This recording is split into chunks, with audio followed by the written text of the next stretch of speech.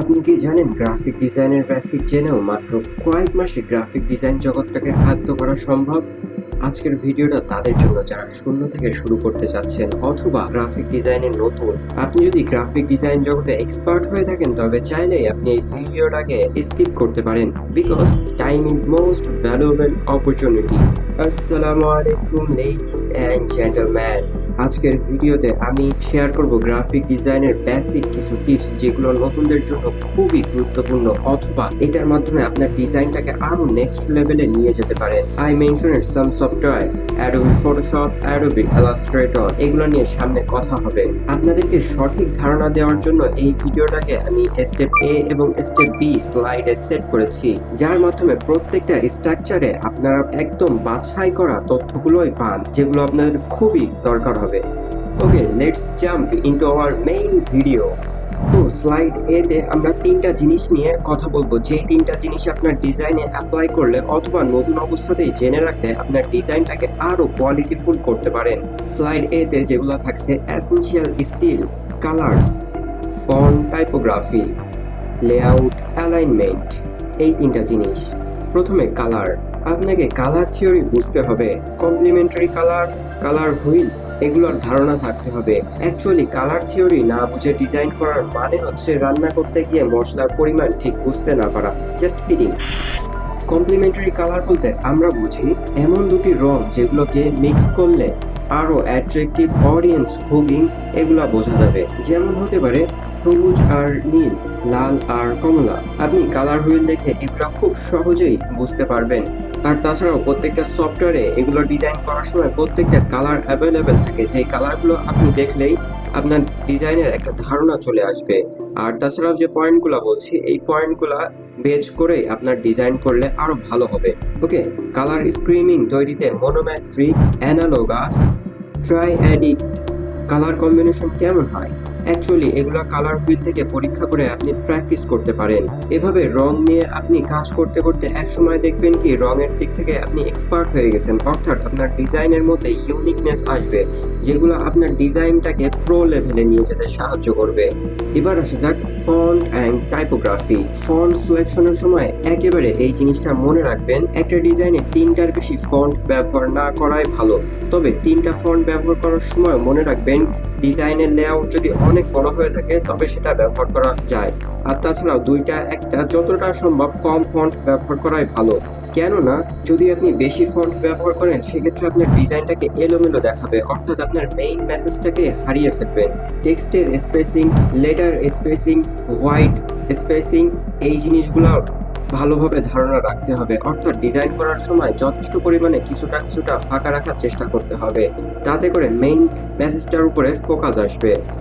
উদাহরণস্বরূপ আপনি যদি আপনার ডিজাইনটাকে আরো ফর্মাল, অ্যাট্রাকটিভ করতে চান তবে মিনিমাল এবং ক্লিন টাইপোগ্রাফিগুলোই বেছে নেওয়ার চেষ্টা করবেন। মনে রাখবেন টাইপোগ্রাফি শুধু লেখা নয়, এটা একটা আর্ট যার মাধ্যমে আপনার দর্শকদের কাছে খুবই ক্রিয়েটিভলি মেসেজগুলো পৌঁছে দিবে এবং তাদের চোখে একটা আরামদায়ক উষ্ণতা ফিল করবে। এটা একটা ডিজাইনের সাইকোলজি। লেআউট, অ্যালাইনমেন্ট, গ্রিড ব্যবহার করুন যেন আপনার ডিজাইনের মধ্যে একটা স্ট্রাকচার থাকে, পার্ট বাই পার্ট প্রত্যেকটা আপনার ডিজাইন সাজানো থাকে। গ্রিড ব্যবহার করার এটাই একমাত্র সুবিধা। ডিজাইনে গ্রিড ব্যবহার করলে শুধু ভিজুয়াল ব্যালেন্স নয়, পুরো ডিজাইনটাই একটা কাঠামোর মধ্যে থাকে। যেমন হতে পারে আপনি একটা ফ্লায়ার ডিজাইন করছেন, সেখানে text, space, white space, elements, বিভিন্ন আইকন ইত্যাদি সঠিক অ্যালাইনমেন্টে থাকা খুবই জরুরি। ভুলভাবে অ্যালাইন করলে দর্শকদের কাছে ডিজাইনটাকে সাজানো গোছানো লাগবে না, অগোছালো মনে হবে, তাতে করে ডিজাইনের মেইন অ্যাট্রাকশনটাই নষ্ট হয়ে যাবে। সেজন্যই ডিজাইনটাকে সাজিয়ে রাখার জন্য অবশ্যই গ্রিড ব্যবহার করা উচিত। এখন আসা যাক স্লাইড বি তে। এখানে আমরা খুব ডিপ তথ্য পেতে চলেছি যেটা আমাদের খুবই দরকার হতে পারে। ওয়েট, এখানে আমরা জানবো মিস্টেকস টু অ্যাভয়েড। এখানে আমরা ঠিক দুইটা সিম্পটম নিয়ে কথা বলবো, বেশি ইফেক্ট ব্যবহার করা এবং কম রেজুলেশনের ছবি ব্যবহার করা। লাস্ট একটা টিপস থাকবে যেটা আপনার খুবই দরকার হতে পারে। ফার্স্টে বেশি ইফেক্ট ব্যবহার করা, আর এটা মনে রাখবেন বেশি ইফেক্ট ব্যবহার করলে ডিজাইনটাকে কনফিউজিং লাগে, তাতে করে মেইন মেসেজটাই হারিয়ে ফেলার সুযোগ থাকে। ধরুন আপনি একটি পোস্টার ডিজাইন করছেন যেখানে 3 থেকে 4টা টেক্সট রয়েছে, তাছাড়াও তার উপরে আপনি বেশ কয়েকটা ড্রপ শ্যাডো ব্যবহার করেছেন, গ্লো বা বিভিন্ন ধরনের ফিল্টার যোগ করেছেন, তাহলে মেইন অ্যাট্রাকশনটাই খুঁজে পাওয়া যাচ্ছে না। খুবই সরি। আপনি চাইলে উদাহরণস্বরূপ গুগল অথবা অ্যাপলের ডিজাইনটাকে ফলো করতে পারেন। তারা অলওয়েজ ক্লিন এবং মিনিমাল ডিজাইনটাকেই পছন্দ করে থাকে, কারণ এই ডিজাইনগুলোই বেশি জনপ্রিয় হয়ে থাকে। এটির মূল কারণ হচ্ছে প্রত্যেকেই চেষ্টা করে প্রফেশনাল লুক এবং ক্লিননেস ব্যবহার করতে। তবে চেষ্টা করবেন আপনার ডিজাইনে কম পরিমাণে ইফেক্ট ব্যবহার করার, এবং সবথেকে বেশি চেষ্টা করবেন আপনার মূল বার্তার উপর বেশি ফোকাস রাখার। এবার আসা যাক কম রেজুলেশনের ছবি। মনে রাখবেন, কম রেজুলেশনের ছবি মাধ্যমে আপনার ডিজাইনটাকে লোয়ার গ্রেড করে দিতে পারে। যেমন ধরুন, আপনি একটা পোস্টার ডিজাইন করছেন, সেখানে একটি ছবি ব্যবহার করছেন যার রেজুলেশন খুবই কম। প্রিন্ট করার সময় সেটা ব্লার হয়ে যাবে অথবা পিক্সেলেটেড হয়ে যাবে। প্রতিবার ছবি ব্যবহার করার সময় এটি মনে রাখবেন যে ন্যূনতম প্রত্যেকটা ছবির ডিপিআই অর্থাৎ ডট পার ইঞ্চি যেমনটা 300 ডিপিআই থাকাটা উচিত। বিশেষ করে প্রিন্ট ডিজাইনের সময় এটি আরো গুরুত্বপূর্ণ। এখন আসা যাক একটা টিপসের দিকে। এখানে আপনারা কম রেজুলেশনের ছবি ব্যবহার করাটাকে অ্যাভয়েড করার জন্য আনফ্লাশ, পিক্সাবে এর মতো অনেক ফ্রি ওয়েবসাইট থেকে আপনার ডিজাইনের জন্য ছবি ব্যবহার করতে পারেন।